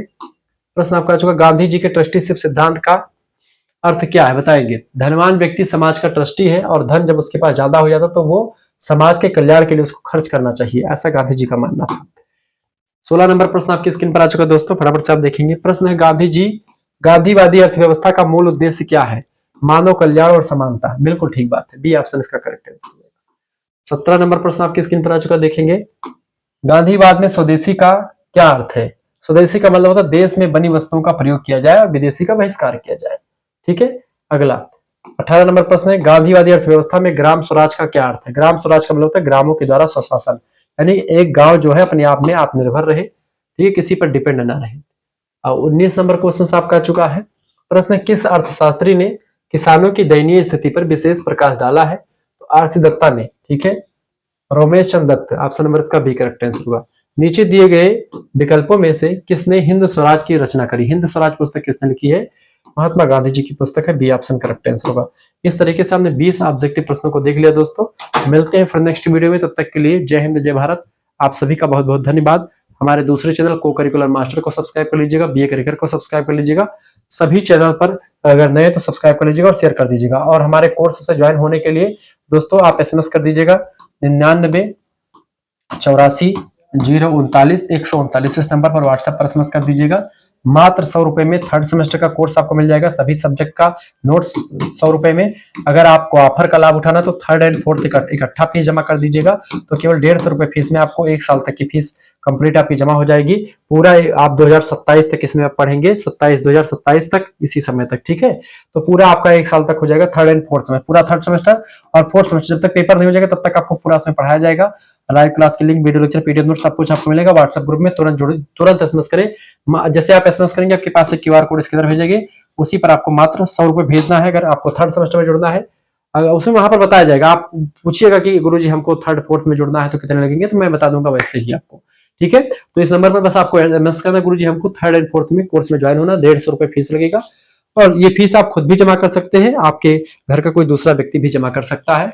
आप जिस नंबर से आपको जुड़ना होगा उसी नंबर से आप SMS कर दीजिएगा। बहुत बहुत धन्यवाद। वीडियो को शेयर कर दीजिएगा और लाइक कर दीजिएगा।